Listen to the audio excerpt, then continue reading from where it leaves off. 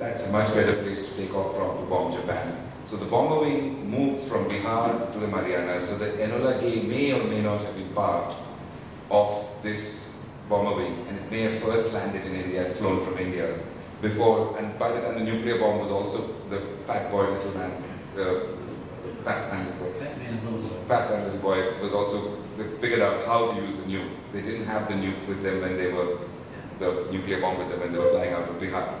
So they moved these planes to the Marianas, and it's from the Marianas that they flew to bomb Nagasaki and Hiroshima. What's also interesting for us is the man who was doing the numbers. As Curtis LeMay was a short guy. This man was a very tall guy who later played a big part in American foreign policy. His name was Robert McNamara. And he was then a maths wizard, and he was basically in the Air Force to do the maths. And so the image that I have in the book, which not the one that almost finished, but the next one, is a short man and this tall man standing on a hot field in Bihar or Kharagpur somewhere, and his huge aircraft taking off and coming back and then shaking their head and saying, this ain't working out.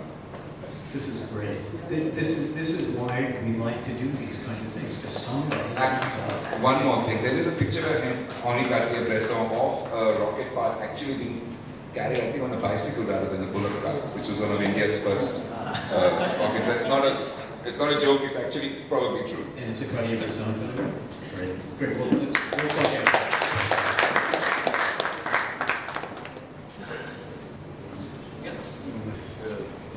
National Oil Company of India. Now, I would like to draw your attention to some of the photographs many people might have seen here. Photographs taken in Calcutta by the GIs, the American GIs, around the same time, 1945. And that has done rounds in the internet. So, I have some of the photographs, which is done in Calcutta proper, near Great Eastern, near Esplanade area. Here. So if some of you have seen that, they can corroborate my assertion. Otherwise, I can send you those photographs which I have of the photographs taken right here in Calcutta. Many, including the tram cars, the Howrah Bridge, and the one carriage tram, and people clambering onto it and so forth. If you yeah, in the internet. So I think they have. Yeah, I'll forward it. Great, thank you so much. Yes, any other? On this anonymous album, which was shot in Germany, in Nazi Germany, by some in the frame. So he was saying that, while this guy was anonymous, he was accidentally and inadvertently somehow putting himself in the frame. So I was wondering, I was looking for it in the photographs that you showed, but I couldn't see our photographer's shadow. Maybe these might be helpers, the two heads that we can see on the right. But I can't really see him or his shadow anywhere. So, that might be because he is a trained photographer and he knows how to keep himself out of the frame. And the other thing that struck me was that, in the mid-1800s and 1860s or so, when photography first came to Calcutta, it was one of the first cities in the world to, maybe the fourth or the fifth city in the world to start with photography. And second. No, it was a second professional studio. Second professional studio. After London. It was one of the Volunteer. And one of the, even before that, some of the photography that was done, ethnographic or anthropological, was done by ex-soldiers. And one reason for that was that, these people were trained to move around in places that are remote and carrying these enormous cameras and all that equipment. So I'm wondering whether it can be connected. The fact that it's the soldiers are at this stage of photography the best trained to move around and collect. The people who had the skill were chemists, were pharmacists, were doctors. They were the ones who really did all of that. But now we're talking 1940s. It was nowhere as cumbersome as before. Press cameras were fairly lightweight. It was possible to be able to move around. The question for us is, it's 1945, it's wartime. How did this person manage to move around this area seemingly so freely and have the kind of response from people that he has? One of the things that we did a lot of research, but one of the things that we did was actually, I forced my poor wife to read a terrible book, which I happened to find in a used bookstore in Louisville, Kentucky. Or no, where was I? I don't know, wherever I was. I found this book, and it was called, what, Way East or something like that? Looking East, I don't know. It was a book that was written by a minister who was with the U.S. Army in West Bengal in 1945. So thinking, oh, this will be great. This will give us an indication of what the attitudes were like, and he'll give us some descriptions. Maybe somewhere on page 172, he'll talk about some photographer who, we're always hoping there's going to be some little amazing thing, like the guy saying, that's my great-grandfather. And so this book was horrible. And basically, it was racist. It was awful. And he was talking about how awful the Indian people are, just how terrible they are. And it went on and on. She would come screaming into the room and say, I am not finishing this book. This is ridiculous. I am not reading this. I said, no, come on, stick with it. Maybe we'll learn something. But what we learned was that if that's a minister, and he is dealing with men in the unit, chances are his attitude was not that unusual. Whereas the pictures that we see here, the respect shown for the people, the kind of ease with which everybody is photographed, tells us that there was not racism going on.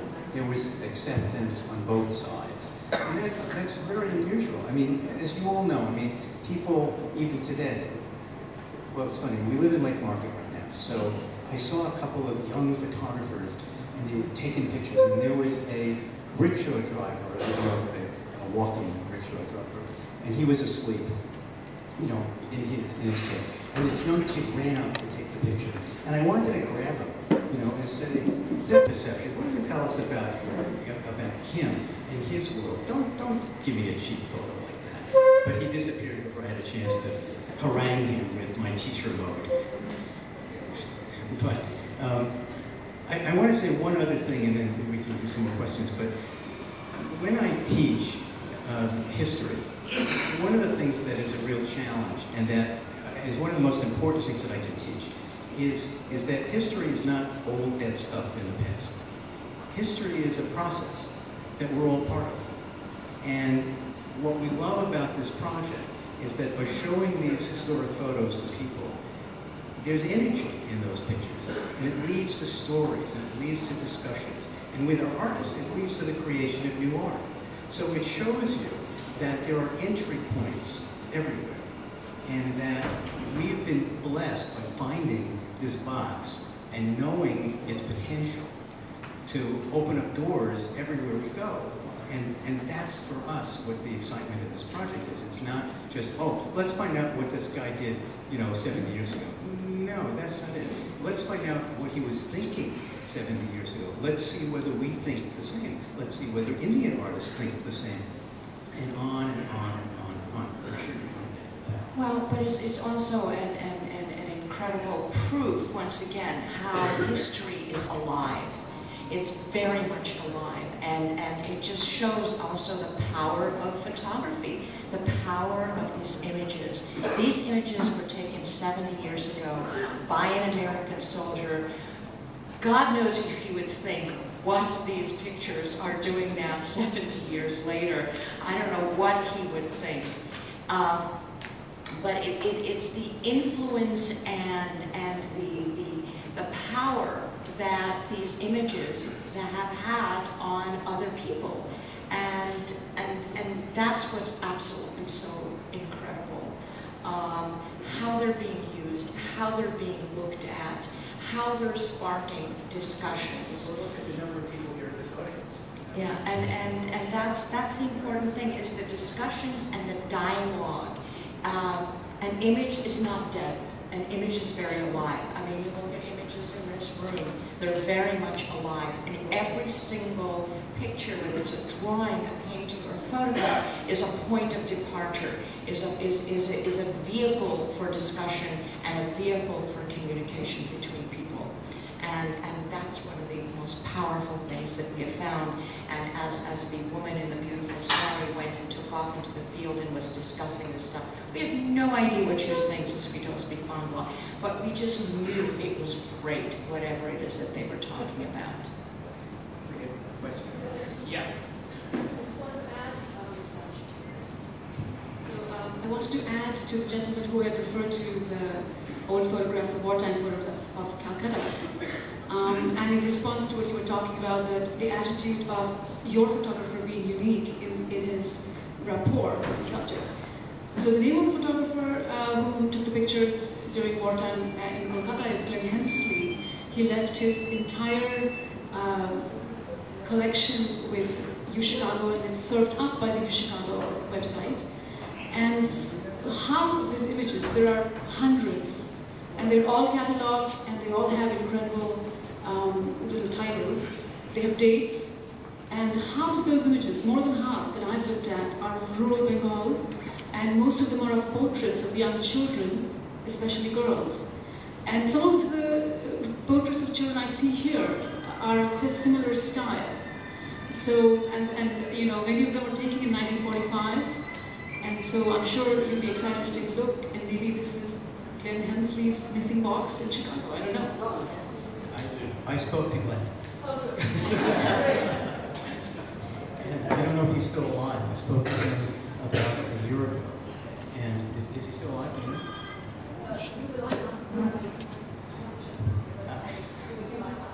Well, I spoke to him, and he provided a lot of information. One of the things that started us in all of this was a man by the name of Jim Nye, who is the bibliographer, the Southeast Asia bibliographer at the University of Chicago Library. And he was one of the people who, so in the past we've done a lot of projects, and so sometimes we would waste staggering amounts of time. And so I took these photos. I have a friend that I went to college with who's now a preeminent Hindi scholar, and I sent him several of the photos. I said, Mike, is this another one of my wacky projects that's not really worth pursuing? And he said, no, this is really great. And then he said, go see Jim. So I took the box and we went to see Jim. And Jim went through the box and he said, this is really great. He gave us Glenn Hensley's phone number, we spoke to him, and then that's what started the whole thing going. These are and that collection that you talk about is at the University of Chicago. It's mostly digitized. I think it's called the Digital Southeast Asia, and it's really fabulous. Yes. Yeah. I mean, it just keeps growing. I think this is it for the rest of our lives. We need another photo. Yeah, they only get one. Another two photographer.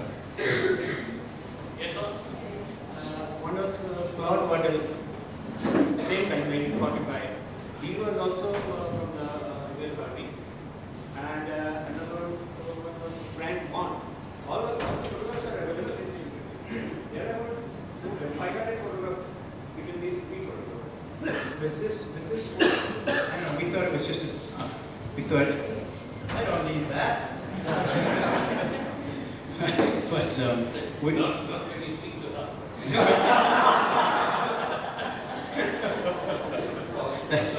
Thank you for reminding me. So I'll capture it later.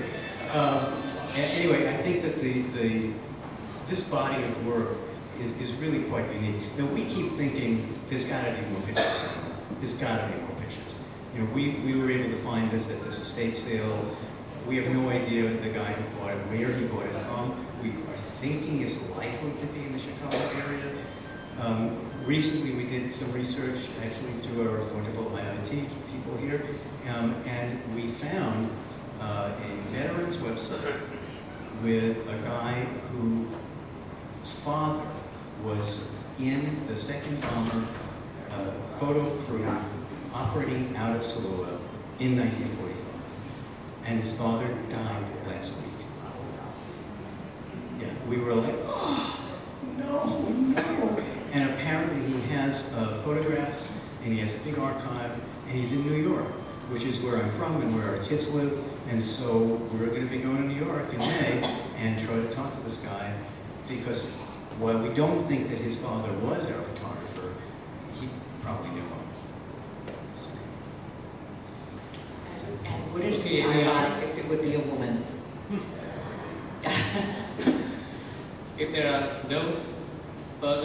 comments or questions. There can be over tea, of course. Okay.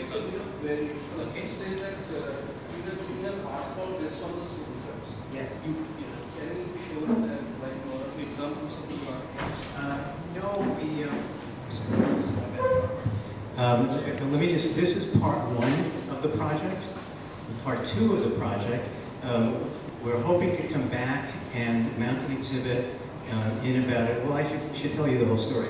I'm glad you asked that question. So this is all the research, and this is setting the context and filling in the blanks and telling the story. But as Jerry says, it's not old and dead. We want to use this to create new work. So we've amassed this group of artists that Jerry was mentioning, including ourselves. We're also going to be part of it. And each person is doing something different. And the goal is to have an exhibit that will be here in Kolkata, but then we'll also travel to Delhi and Mumbai and to the villages. We want these pictures to go back to the villages where they were made. We also want them to travel in America, and we want to do a book. So the whole project, is one that will take many years. We're talking to several funding agencies, and we're hoping to be able to really do this. We figured that the exhibit, we have a possibility of an exhibit in Delhi and in New York. And so we are hoping that the exhibit will be ready in 1.5 to 2 years. But just to give you an example of the kind of work that's being done, all right? G. Chowdhury is a filmmaker. He has imagined that the photographer was Jewish. Now, there was anti-Semitism in the US Army in 1945. There was no anti-Semitism in India, which is really very striking. And so his idea, and he made a film. He made a 5-minute film that used the historic photographs. And the film is called Letters to Rachel. And it's letters home to this imagined soldier's imagined girlfriend in Baltimore. And he's writing what he sees here